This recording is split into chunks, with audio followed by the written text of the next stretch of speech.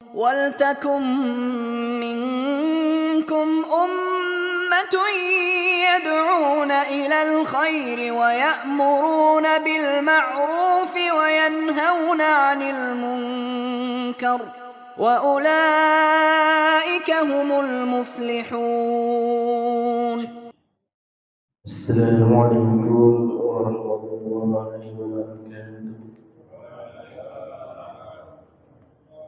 الحمد لله إن الحمد لله نحمده ونستعينه ونستغفره ونعوذ بالله من شرور أنفسنا ومن سيئات أعمالنا من يهده الله فلا مضل له ومن يضلله فلا هادي له. أشهد أن لا إله إلا الله وحده لا شريك له وأشهد أن محمدا عبده ورسوله. أما بعد.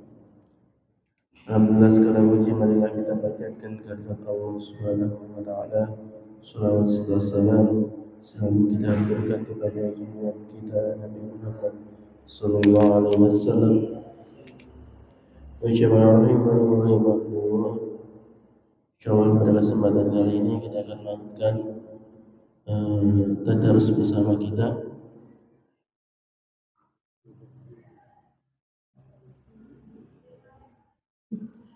Terakhir sudah sampai surat apa?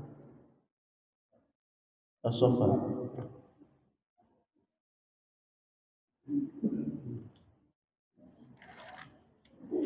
Sekarang ayat berapa? Ayat 52. As-Saffat 52, mari kita baca sampai ayat 76. Monggo kita mulai sarang-sarangan bacaan Al-Fatihah.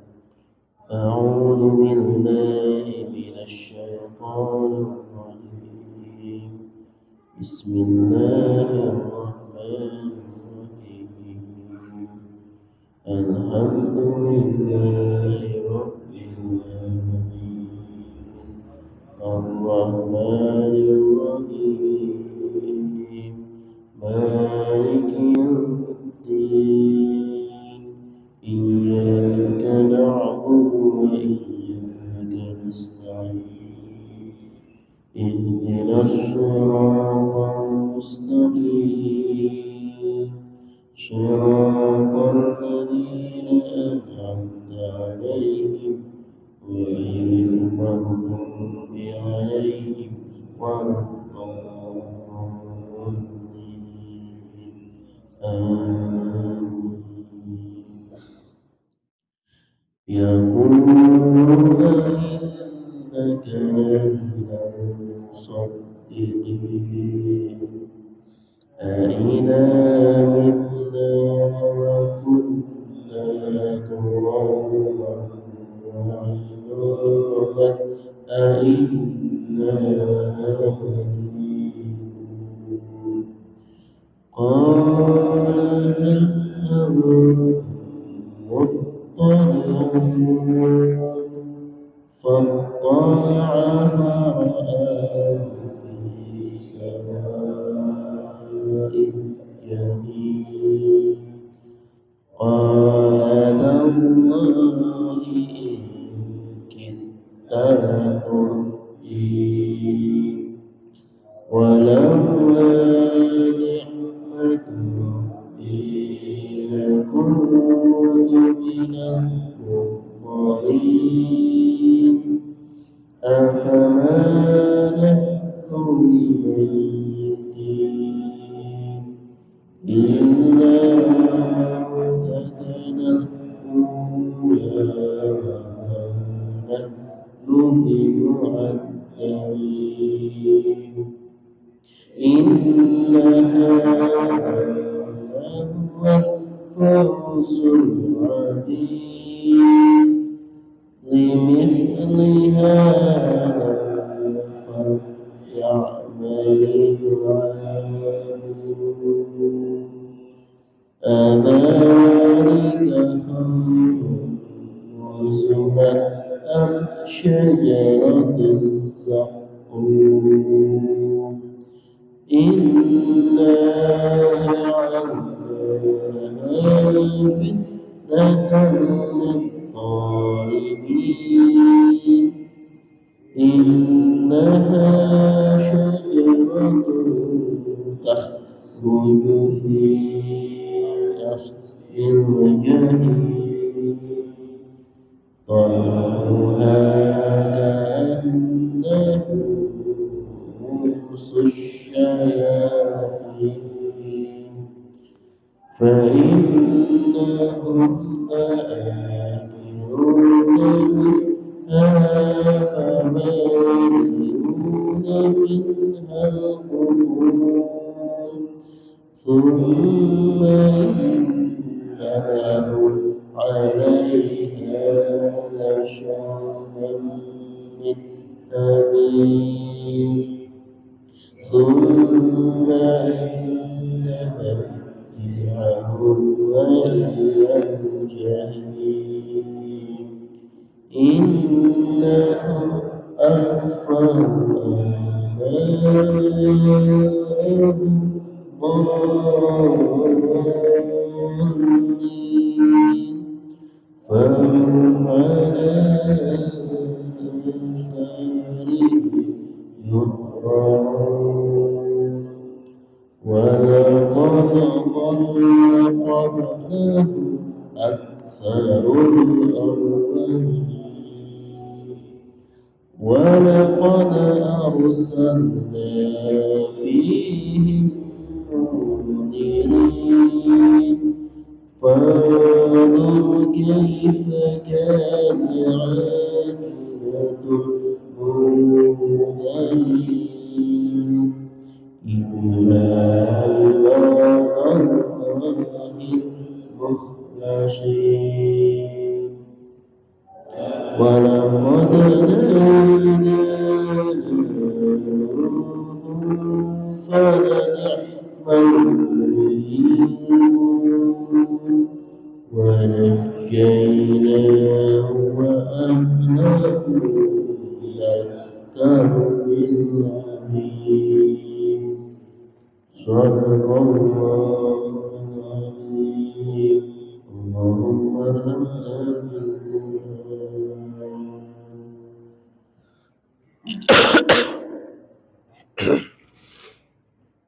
Jamaah rahimahullah, alhamdulillah sudah kita baca dari surat As-Saffat ayat 52 sampai ayat 76. Jadi surat ini masih lanjutan sedikit membahas dari ayat-ayat sebelumnya, masih bersambung kan?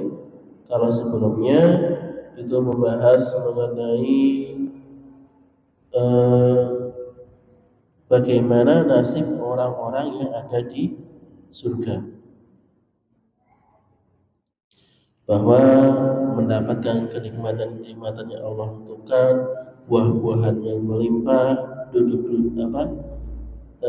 tempat duduk yang sangat nikmat. Kemudian ada salah seorang di antara penduduk surga itu yang mengatakan bagaimana temanku, yang menanyakan tentang nasib dari temannya yang terdahulu. Temannya yang seperti apa? Nah, di sini Allah menceritakan yaqulu, bahwa temannya itu dahulu berkata, ini berkatanya itu dengan nada mengejek, a'innaka laminal musaddiqin, apakah kamu termasuk orang yang membenarkan adanya hari berbangkit. Jadi penduduk surga itu bertanya tentang nasib orang-orang yang dahulu itu meragukan adanya hari berbangkit. Bahkan kepada orang-orang yang posesif dengan hari berbangkit itu kamu percaya. Mereka menambahkan, aidza mitna wa kunna turaba, apabila kami telah mati dan kita telah menjadi debu atau tanah, wa idhaman, dan tulang belulang, inna lamadiyun, maka kita benar-benar akan dibangkitkan untuk diberi pembalasan. Jadi dia itu orang yang temannya itu meragukan, mosok sih ya ketika kita sudah mati, sudah hancur lebur, tinggal tinggal tanah dan tulang belulang, apakah mungkin secara logika manusia itu mosok bisa dibangkitkan kembali, diutuhkan kembali, dibentuk lagi dalam wujud yang sama, kemudian akan dimintai pertanggungjawaban. Maka bagi mereka itu suatu hal yang sangat tidak masuk akal, sehingga mereka menentangnya, tidak percaya akan adanya hari pembalasan tersebut. Qala, maka dia berkata, maksudnya tadi kan ini kan masih di surga ya. Maka ketika orang yang pertama itu berkata tentang temannya, maka yang diajak bicara itu berkata, hal antum muttali'un, maukah kamu melihat, meninjau kondisi temannya? Ya. Maka di penduduk surga itu bisa melihat kondisi penduduk neraka, sehingga ketika mereka melihat betapa dahsyatnya siksa, betapa kejamnya azab yang Allah berikan, mereka akan semakin menikmati nikmat yang sudah Allah berikan. Sama penduduk neraka ketika melihat nikmatnya penduduk surga, mereka akan semakin merasakan kejamnya atau merasakan dahsyatnya siksa yang ditimpakan.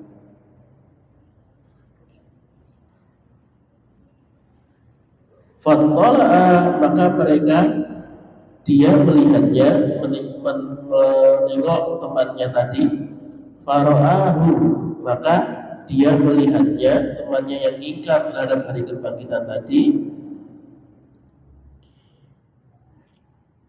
fi sawa'il jahim, ternyata berada di tengah-tengah neraka yang menyala-nyala. Jadi jelas ya, kalau orang itu tidak percaya terhadap hari berbangkit, berarti dia telah ingkar dari salah satu pokok keimanan dalam Islam. Dan orang yang mengingkari rukun iman, walaupun hanya salah satu saja, itu akan ditempatkan di dalam neraka jahanam. Qala, maka dia berkata, Allahi, demi Allah, in kita latuddin, engkau harus saja mencelakakanku. Maka si penghuni surga tadi berkata kepada temannya yang menjadi penghuni neraka bahwa hampir saja perkataanmu itu yang meragukan adanya hari berbangkit, yang tidak percaya adanya hari pembalasan, itu kalau saja aku itu ikut, maka aku juga akan ikut celaka. Seandainya aku ikut tidak beriman, aku ikut kafir, ya aku akhirnya nanti di akhirat aku akan bersama kamu masuk ke dalam neraka.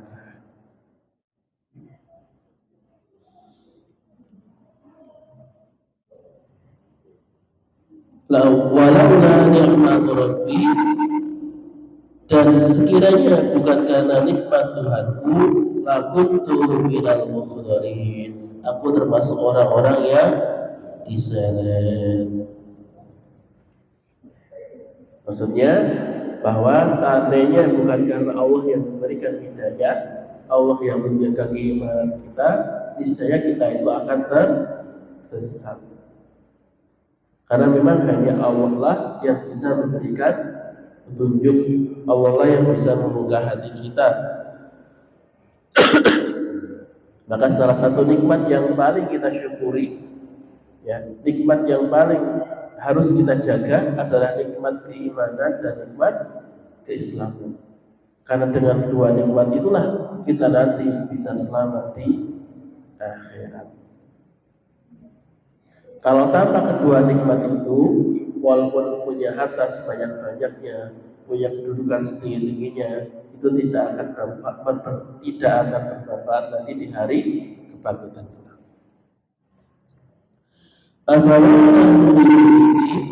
Maka apakah kamu tidak akan mati illa mautatan al-ula, kecuali kematian kita yang pertama saja di dunia ini, wa ma nahnu bimu'adzabin, dan kita tidak akan diadab di akhirat ini. Maka tadi penduduk surga itu bertanya kepada orang-orang kafir tadi, bahasanya kayak sarkas gitu ya. Loh, kan dulu di dunia kan bukannya kamu mengira bahwa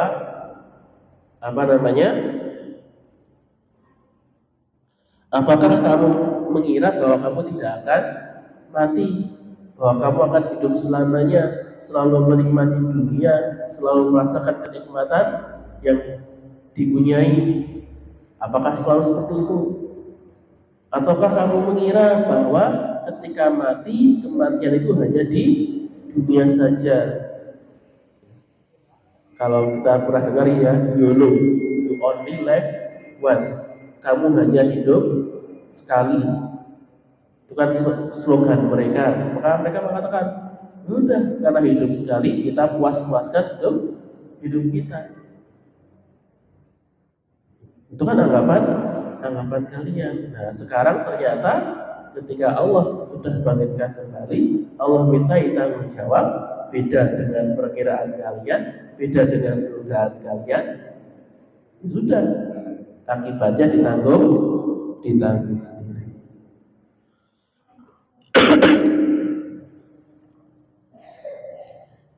Inna hadza lahuwal fawzul azim. Sungguh ini benar-benar kemenangan yang agung. Maksudnya apa kemenangan yang agung ini? Ketika dia bisa masuk surga, dia selamat dari siksa neraka, bisa merasakan kebahagiaan yang abadi di surga. Itu adalah kenikmatan yang paling agung. Ini yang Allah katakan, la'allakum tuflihun, agar engkau itu menjadi orang yang sukses. Itu artinya itu adalah sukses. Sukses apa kalau tuflihun itu kalau diartikan sukses yang tidak akan pernah rugi, sukses yang tidak akan pernah bangkrut. Di dunia kan tidak ada yang ya. Kalau di dunia orang kadang sukses, kadang rugi, kadang naik, kadang turun, kadang bahagia, kadang berduka. Mesti setelah ada kebaikan ada kesulitan, setelah ada kesulitan ada kebaikan, silih berganti. Maka sukses seperti ini itu tidak bisa didapatkan di dunia. Tapi kapan bisa didapatkannya? Bisa diperoleh ketika nanti di surga. Kenapa kita katakan surga itu adalah sukses yang tidak pernah bangkrut? Karena ketika kita sudah masuk surga, maka tidak akan keluar dari surga selama-lamanya. Kalau orang masuk neraka, itu masih ada potensi untuk masuk surga. Ketika apa? Selama dia masih bertauhid, selama dia meninggal dalam keadaan Islam, maka sebanyak apapun dosanya, setelah dia dibakar di neraka, habis dosa-dosanya akan dimasukkan ke dalam surga. Tapi ketika sudah masuk surga, maka tidak ada ceritanya kalau orang masuk surga kemudian dijatuhkan ke dalam neraka, itu tidak ada. Ya. Kalau sudah surga, kalau katakan khalidina fiha abadan, akan kekal di dalamnya selama-lamanya.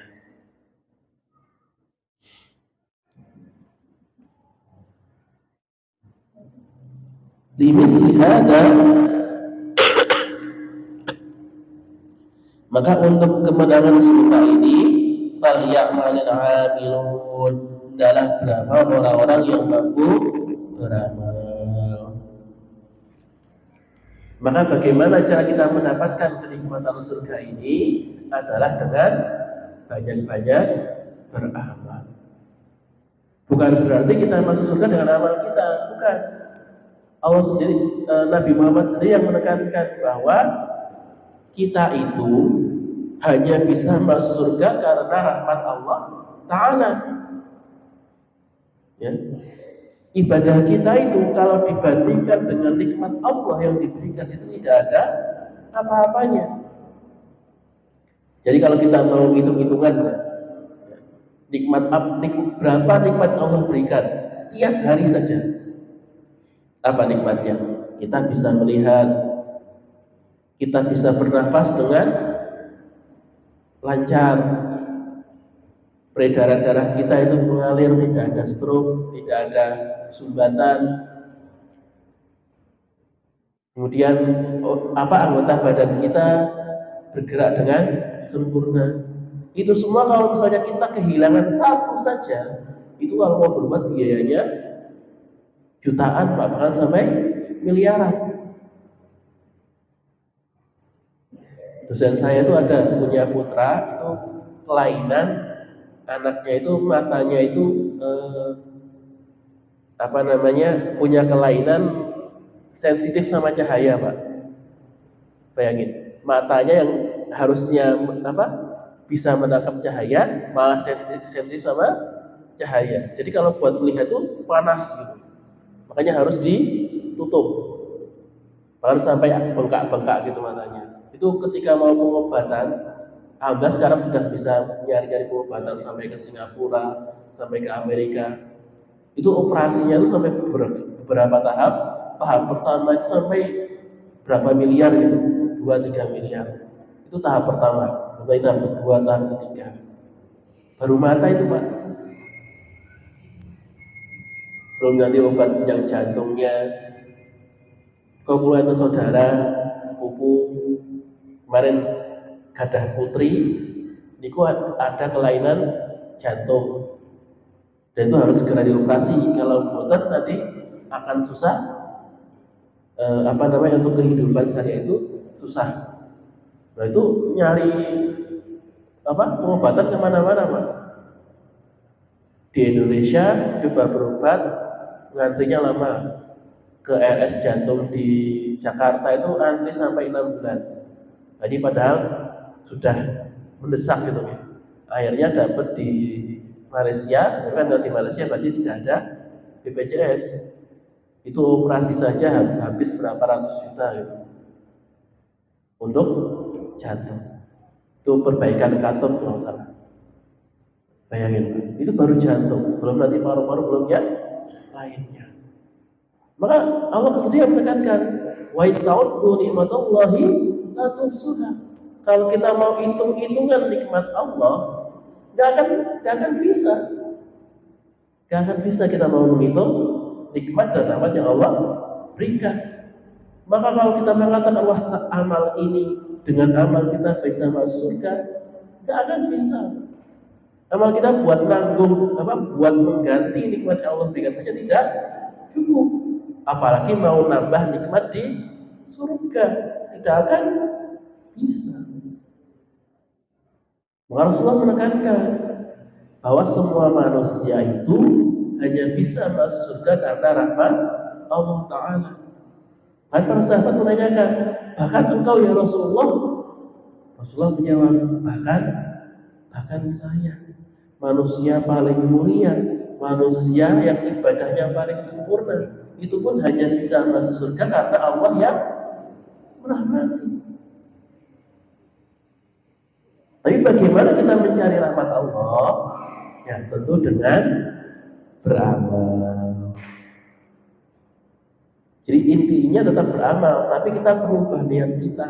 Kita itu beramal, ya, bukan berarti kita masuk surga dengan amal kita, tapi kita beramal agar mencari rahmat Allah. Kita beramal agar mencari ridho Allah. Dengan ridho Allah itulah kita bisa masuk surga. Jadi memang kita tetap harus beramal, kita tetap harus berinfak, kita tetap harus sholat. Tapi jangan pernah merasa bahwa sholat kita lah yang memasukkan kita ke dalam surga. Tapi sholat kita, puasa kita, infak kita itu hanya untuk mencari ridho Allah, dan dengan ridho Allah itulah kita bisa masuk surga.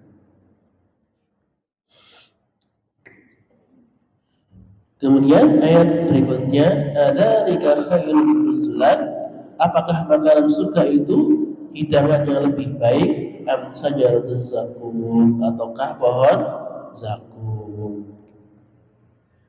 Jadi ya, membandingkan bahwa apakah surga, pohon-pohon yang di surga itu yang lebih baik ataukah pohon zakum, yaitu pohon yang hidup di neraka. Ini sebenarnya kalau kita bandingkan, semua orang yang berakal pasti mengatakan bahwa surga itu jauh lebih baik. Maka di sini ceritakan apa itu pohon zakum. Inna ja'alnaha fitnatan lil-dhalimin, bahwa kami menciptakan pohon zakum itu sebagai fitnah, sebagai azab bagi orang-orang yang zalim. Azabnya bagaimana? Innaha syajaratun, bahwa itulah pohon takhruju fi aslil jahim, yang keluar dari dasar. Otomatis ya, kalau pohon itu tumbuhannya itu sesuai dengan tanahnya. Kalau tumbuh di tempat yang bagus, maka akan menghasilkan hal-hal yang menghasilkan buah produk yang bagus. Tapi kalau tumbuh di tempat yang jelek, hasilnya juga akan jelek. Maka pohon zakum tumbuh di tempat yang paling buruk, paling jelek, tentu hasilnya juga adalah yang paling jelek. Tawuha, maka mayangnya, buahnya ka'annahu ru'us syayatin, seperti kepala-kepala setan. Hasilnya, buahnya, tampilan itu seperti kepala setan. Bayangin Pak, kita makan buah, wujudnya seperti kepala. Jangankan kepala setan ya, kepala manusia saja kita jijik, apalagi kepala setan.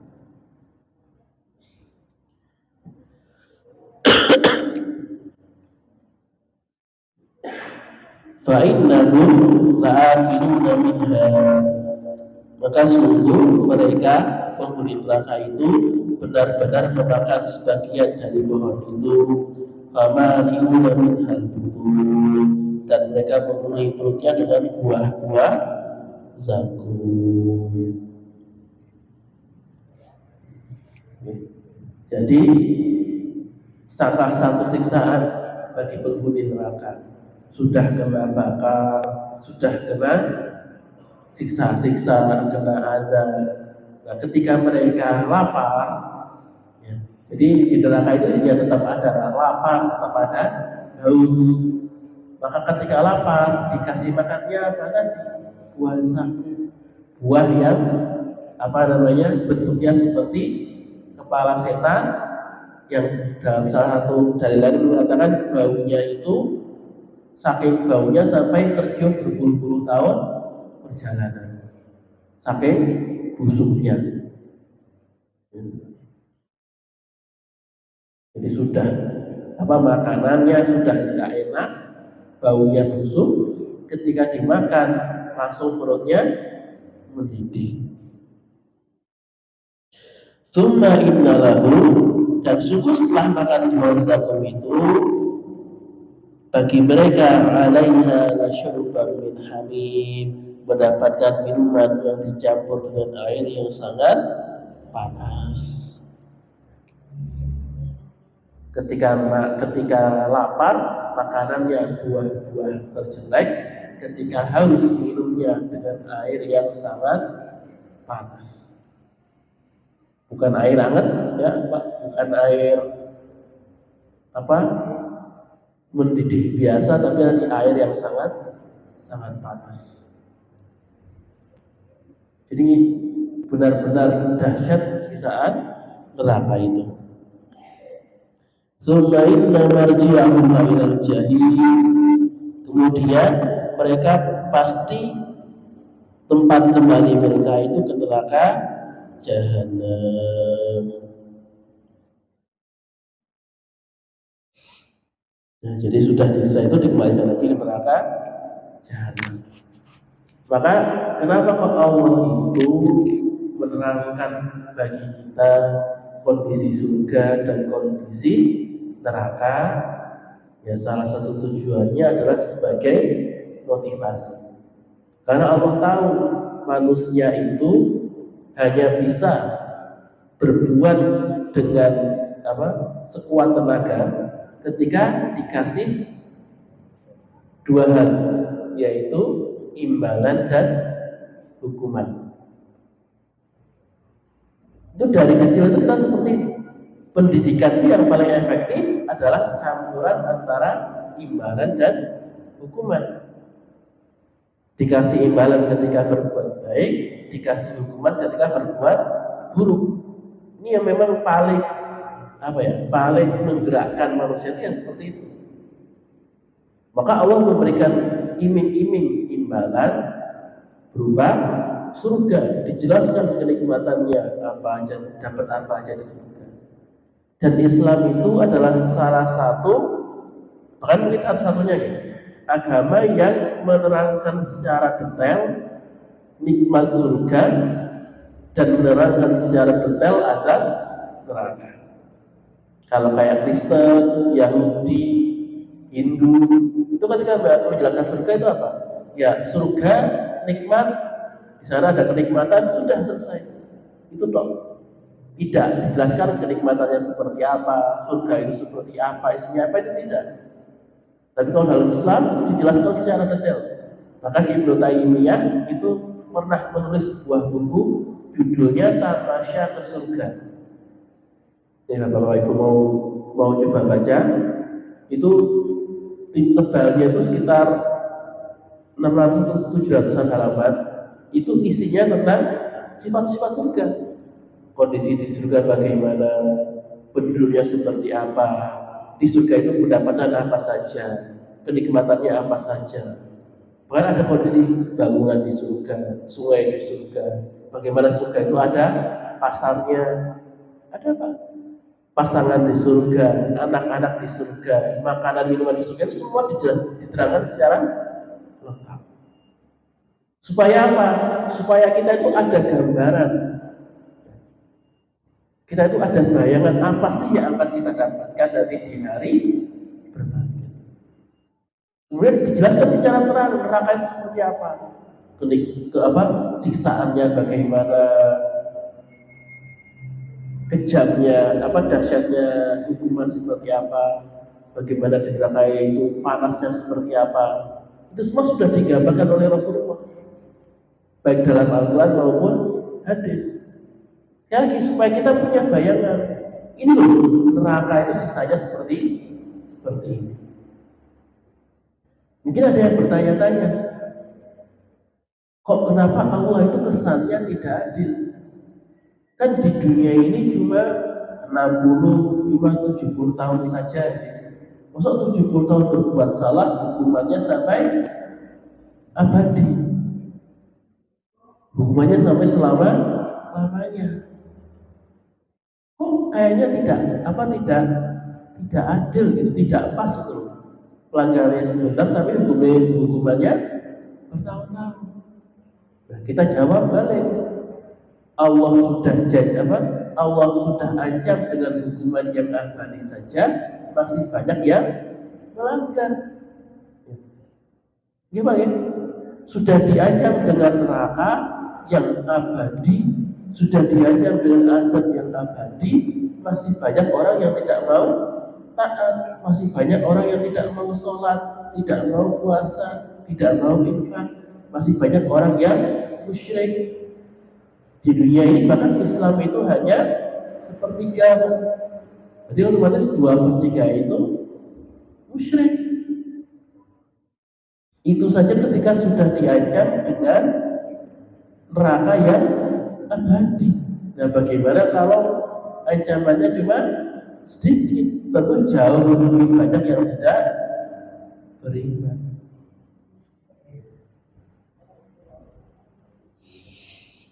Kemudian ayat selanjutnya ayat 29, innahum alfau aba'ahum.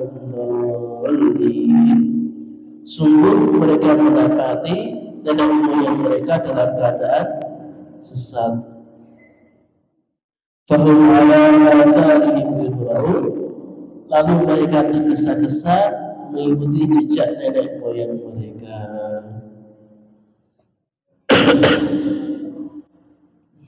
Jadi ini bagi orang-orang yang kita katakan mengikuti tradisi. Orang yang berpegang teguh kepada tradisi nenek moyang dan tidak mau beralih ke Islam, walaupun jelas-jelas tradisi itu bertentangan dengan ajaran Islam.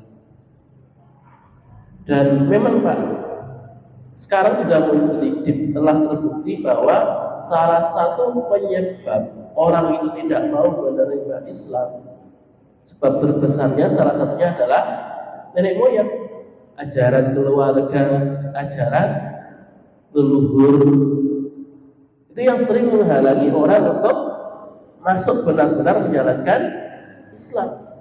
Maka ketika ada tradisi nenek moyang, kebiasaan itu bertentangan dengan ajaran Islam, maka mereka tetap mempertahankan tradisi itu. Contohnya apa? Banyak tradisi nyandra, larung sesajen. Ada tradisi lempar ketupat. Lempar ketupat kan membantu dipanggil ketupat, sudah enak-enak dibuat, malah dilempar-lempar sampai keinjak.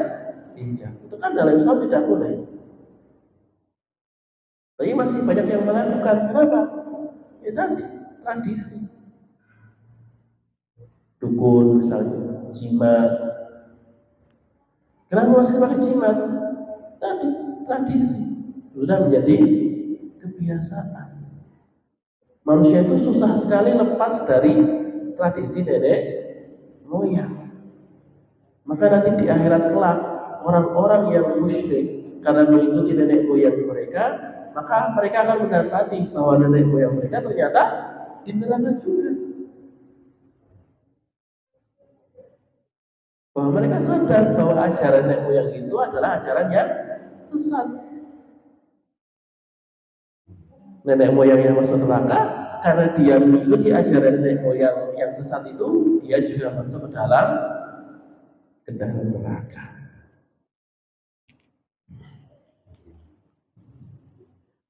Walaqad dhalla qablahum, dan sungguh sebelum mereka, sebelum Quraisy itu, aktsarul awwal, telah sesat sebelum mereka, aktsarul awwalin, sebagian besar dari orang-orang yang terdahulu.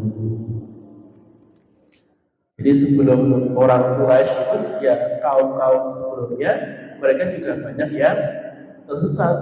Jadi bukan mereka saja yang kafir, jadi kaum-kaum sebelumnya juga banyak yang kafir.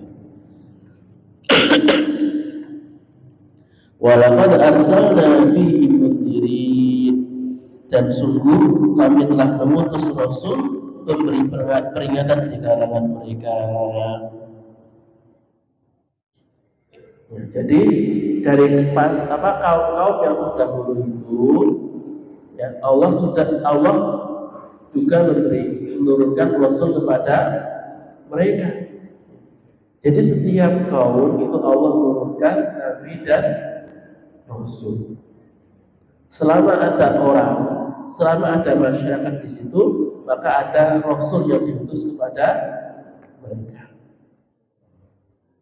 Jadi mungkin saja di suku-suku yang di Afrika, ya suku-suku asli di Amerika Selatan, yang suku Maya, suku India, suku-suku yang lain, itu ya bisa jadi ada Rasul, dulu Allah mengutus Rasul kepada mereka. Maka kalau kita mau teliti peradaban itu, maka akan menjurus kepada Tuhan yang satu. Tapi dari Tuhan yang satu itu nanti mereka buat Tuhan-Tuhan yang lainnya. Jadi awalnya itu mesti Tuhannya itu Tuhan satu, Tuhan yang esa. Tapi ketika mereka itu tersesat, mereka membuat Tuhan-Tuhan anaknya, Tuhan-Tuhan tandingannya. Fanzur kaifa kana 'aqibatul mundarin. Maka perhatikanlah bagaimana orang-orang yang diberikan peringatan itu. Illa ibadallahil mukhlasin, kecuali hamba-hamba Allah yang disucikan dari dosa. Maka Allah mengingatkan kepada kita, kalau mau tahu nasib orang-orang yang dulu ingkar sama Allah, ya dulu itu mereka punya kekuatan yang luar biasa, punya teknologi yang luar biasa. Kita lihat bagaimana peninggalan-peninggalan orang-orang terdahulu. Ada piramida di Mesir, ada kuil Maya di Amerika Selatan. Yang mungkin kita bingung bagaimana cara orang-orang terdahulu itu membuatnya. Yang mereka belum ada mesin, ya belum ada alat-alat berat, kok bisa membuat membuat bangunan sebesar itu, yang sangat rapi, sangat teliti, sangat sangat tertata. Bagaimana caranya? Sampai sekarang tuh masih misteri. Ini bagaimana besarnya kekuatan mereka. Tapi kita lihat apa hasilnya sekarang.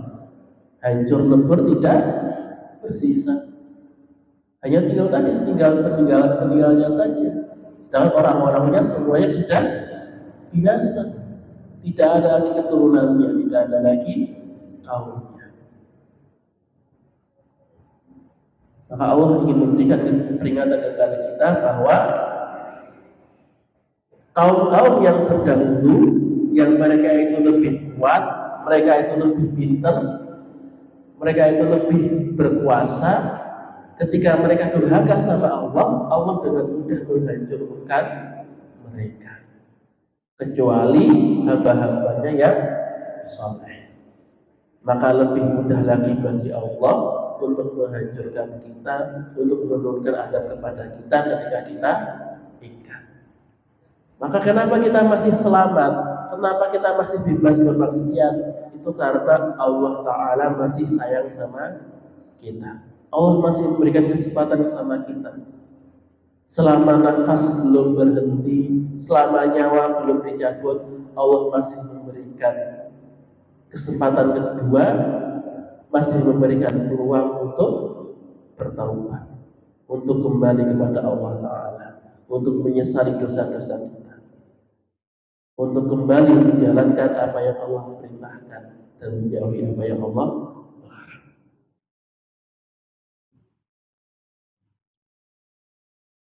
Kemudian di sini sudah selesai ya untuk temanya yang tentang penduduk surga dan penduduk neraka. Nah, kemudian di ayat selanjutnya ini Allah menceritakan kepada kita kisahnya Nabi Nuh alaihi salam. Walaqad nadana Nuhun falani'mal mujibun.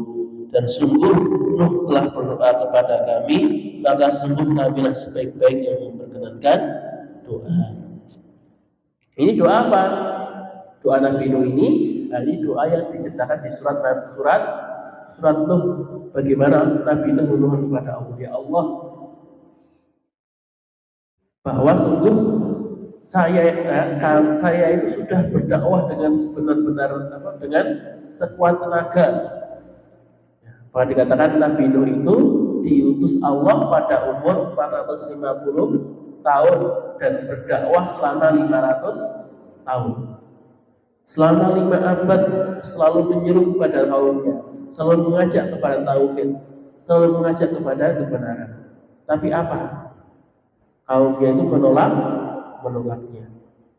Bahkan dikatakan dalam surat Nuh, bahkan mereka itu menaruh tangan di telinga, jadi menutup telinga dengan tangannya, kemudian bahasanya kalau menyerungkup, menutupi kepalanya dengan sarung Supaya apa? Supaya tidak mendengar. Bayangin Pak, kita lagi ngomong sama orang, tiba-tiba orangnya nutup telinga sama nutupin kepalanya. Tersinggung ya, Pak? Sakit hati kan? Kita ajak ngobrol baik-baik malah ditolak seperti itu. Dan itu bukan 5 hari, 2 hari, bukan seminggu, 2 minggu, bukan setahun, 2 tahun, 500 tahun.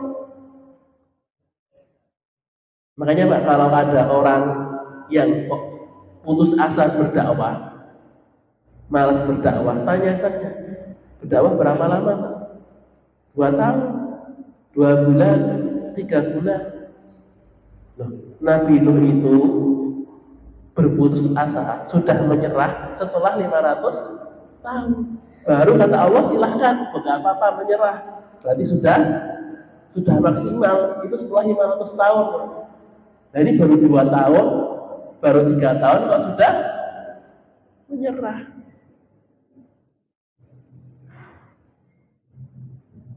Ya kalau mau menyerah nunggu 500 tahun, nggak seperti Nabi Nuh. Nah ini menunjukkan bagaimana kesabaran beliau, bagaimana keteguhan beliau dalam berdakwah. Inilah kenapa Nabi Nuh itu dikatakan sebagai ulul azmi, salah satu dari ulul azmi, 5 nabi yang paling mulia.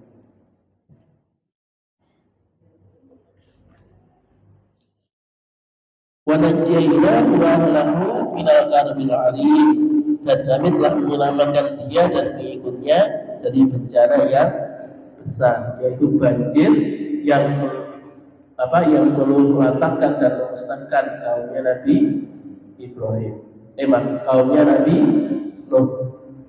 Dan Allah menyelamatkan Nabi Nuh dan pengikutnya dengan memerintahkan mereka untuk membangun kapal. Alhamdulillah, jamaah rahimani wa rahimakumullah, sudah selesai kita bahas dari surat As-Saffat ayat 52 sampai 76. Nah, untuk ayat-ayat berikutnya nanti menceritakan tentang kisah-kisah nabi-nabi sebelumnya, Nabi Nuh, Nabi Ibrahim, kemudian Nabi Musa dan nabi-nabi yang lainnya. Aku melihat cukup sekian yang bisa saya sampaikan pada malam hari ini. Mohon maaf kalau suaranya rada pelan-pelan, ini masih habis pilek dan ini nggak bisa keras-keras. Mau dinaikkan suaranya langsung gegrek Pak, batuknya langsung keluar semua. Kalau melihat jika ada salah kata maka datangnya dari saya sendiri, dan saya mohon maaf sebesar-besarnya. Dan jika ada kebenaran maka datangnya dari Allah Subhanahu wa Ta'ala, dan semoga kebenaran itu bisa kita terapkan dalam kehidupan kita sehari-hari. Bila ta'ala hidayah wa hidayah nurul wa yastur wastaghfirul khairat. Assalamualaikum warahmatullahi wabarakatuh. سبحان ربك رب العزة عما يصفون وسلام على المرسلين والحمد لله رب العالمين. صدق الله.